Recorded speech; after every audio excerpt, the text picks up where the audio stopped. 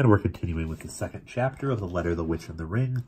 Rosarita and Mrs. Zimmerman have run out of gas in the hills of northern Michigan, and so they have come to Bigger's grocery store, which is run by Gert Bigger.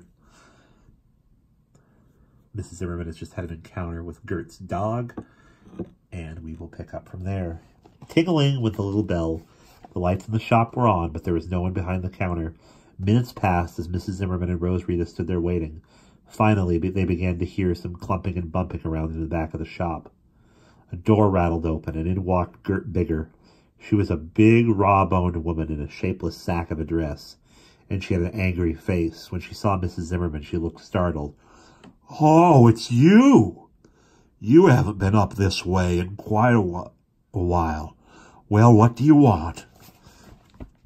Gert Bigger sounded so nasty that Rosarita wondered if maybe she had a grudge against Mrs. Zimmerman. Mrs. Zimmerman answered in a quiet voice, "I'd just like some gas if that won't trouble you too much. We ran out just down the road." "Just a minute," snapped Gert. She marched down to the main aisle of the store and out of the door, slamming it as she went. "Gee, what an old crab," said Rosarita. Mrs. Zimmerman shook her head sadly. "Yes, she gets worse every time I see her. Come on, let's get our gas and get out of here." After a good deal of fussing and cursing, Gert Bigger found a 5-gallon gasoline can and filled it. Rosarita liked the smell of gasoline, and she liked to watch the numbers on the pump whirl. When the number stopped, Gert shut off the pump and announced the price. It was exactly twice what it said on the pump. Mrs. Zimmerman looked hard at the woman. She was trying to figure out if Gert was kidding. "Are you having a little joke, Gertie? Look at those numbers there." "No joke. It's no joke, dearie. Pay up, or you walk to the farm," she added in a sneering voice. "It's my special price for friends." Mrs. Zimmerman paused a minute, wondering what to do. Rosarita was hoping she would wave her hand and turn Gert Bigger into a toad or something.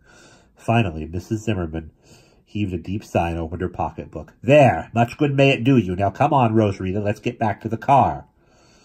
Mrs. Zimmerman picked up the gas can, and they started back down the road. After they had rounded the first bend, Rosarita said, "What's the matter with that old lady anyway? How come she's mad at you?" "She's mad at everybody, Rosie.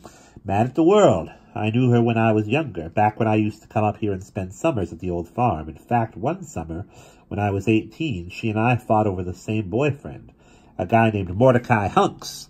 I won the fight, but he and I didn't go together very long. We broke up at the end of summer. I don't know who he married." "Was Gertie mad at you for taking away her boyfriend?" Mrs. Zimmerman chuckled and shook her head. "You bet she was, and you know what? She's still mad. That woman is an expert grudge carrier. She remembers things people said years and years ago, and she's always planning to get even with somebody. I must say, though, that I've never seen her act quite the way she did tonight. I wonder what got into her." Mrs. Zimmerman stopped in the middle of the road and turned. She looked back in the direction of Gert Bigger's store, and she rubbed her chin. She seemed to be thinking. Then with a shrug, she turned and walked on toward the car. It was dark now. Crickets chirped in the roadside weeds, and once a rabbit darted across their path and disappeared into the bushes on the other side. When Mrs. Zimmerman and Rosarita finally got back to the car, it was sitting there in the moonlight, patiently waiting for them. Rosarita had gotten to thinking of the car as a real person. For one thing, it had a face. The eyes were starry like the eyes of cows, but the mouth was fish-like, mournful and heavy-lipped. The expression was sad but dignified. "The Plymouth is a nice car, isn't it?" said Rosarita. "Yes, I guess I'll have to admit that it is," said Mrs. Zimmerman, scratching her chin thoughtfully. "For a green car, it's not half bad." "Can we give it a name?" said Rosarita suddenly. Mrs. Zimmerman looked startled. "Name? Well, yes, I suppose so. What kind of a name would you like to give it?" "Bessie," said Rosarita. She had once known a cow named Bessie. She thought Bessie would be a good name for this patient, starry-eyed car. Mrs. Zimmerman emptied the 5-gallon can of gasoline into Bessie. When she turned the key in the ignition, the car started immediately. Rosarita cheered. They were on their way again. When they got to Mrs. Bigger's store, Mrs. Zimmerman stopped just long enough to stand the empty gas can next to the pumps. As the car chugged along toward the farm, Rosarita noticed that the forest that ran behind Gert Bigger's store continued on down the road. That's a pretty big woods, isn't it, Mrs. Zimmerman? She said, pointing off to the right. Uh-huh, it's a state forest. And, as you say, a pretty big one. It runs all the way out to Ole's farm and then up north for quite a ways. It's a nice place, but I'd hate to get lost in it. You could wander around for days and nobody'd find you. They drove on. Rosrita began to wonder what Ole's farm would be like. She had been daydreaming about the farm on the ride up, and she'd already had in her mind a very clear idea of what the place ought to look like. Would it really be that way? She'd see in a minute, up a few hills, down a few hills, around a few curves, then down a long, narrow, rutty road overhung with trees. And then, suddenly, there was old Ole's farm. It didn't look like Rosrita's daydream, but it was nice. The barn was long and painted white. Like Bessie, it had a face, 2 windows for the eyes and a tall door for a mouth. Near the barn stood the house. It was plain and square, with a square little cupola on top. The place looked totally deserted. Tall grass grew in the front yard, and the mailbox was beginning to get rusty. One of the windows in the barn was broken. Rosrita watched. A bird flew in through the hole. Off in the distance, the forest could be seen. Mrs. Zimmerman drove right up to the barn door and stopped.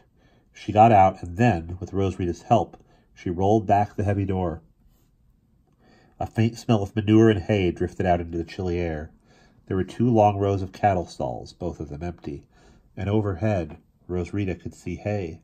Some old license plates were nailed to the beams that supported the haymow. When Rosrita looked up, she saw that they had dates like 1917 and 1923. Up among the rafters, the shadowy form of a bird flew back and forth. Rosrita and Mrs. Zimmerman stood there silent under the high roof. It was almost like being in church. It was Mrs. Zimmerman who finally broke the spell. "Well, come on," she said. "Let's get the picnic hamper and the cooler and unlock the house. I'm starved." "So am I," said Rosrita. But when Mrs. Zimmerman opened the front door of the farmhouse and turned on the lights, she got a shock. The house looked as if a whirlwind had passed through it. Things were scattered everywhere. Drawers had been pulled out of dressers and cabinets, and the contents had been dumped out on the floor. Pictures had been taken down off the walls, and every book had been pulled out of a small, narrow bookcase in the front hall. "Good Lord," said Mrs. Zimmerman. "What on earth do you suppose?" She turned and looked at Rosrita. They were both thinking the same thing. Rosrita followed Mrs. Zimmerman to the room that Ole Gunderson had used as his study. Against one wall of the room was a massive roll-top desk. The top was rolled up, and all the cubby holes at the back of the desk were empty. There were finger marks in the dust on the surface of the desk, and pencils had been dumped out of the pencil jar. All the drawers of the desk had been pulled out and lay scattered around on the floor. The wood around the place, where the bottom left-hand drawer had been, was scarred and splintered. Apparently, it was the only drawer that had been locked. Near the desk lay a drawer with a badly chipped front, and in the drawer lay a Benris watch case covered with black leather. Mrs. Zimmerman knelt down and picked up the watch case. When she opened it, she found inside a small square ring box covered with blue velvet. Without a word, Mrs. Zimmerman opened the little blue box and looked inside. Rosrita leaned over her shoulder to see. The bottom half of the box held a black plush cushion with a slit in it. The slit appeared to have been widened, as if something far too big for it had been crammed into the box. But whatever the something was, it was gone. And that's the end of Chapter 2.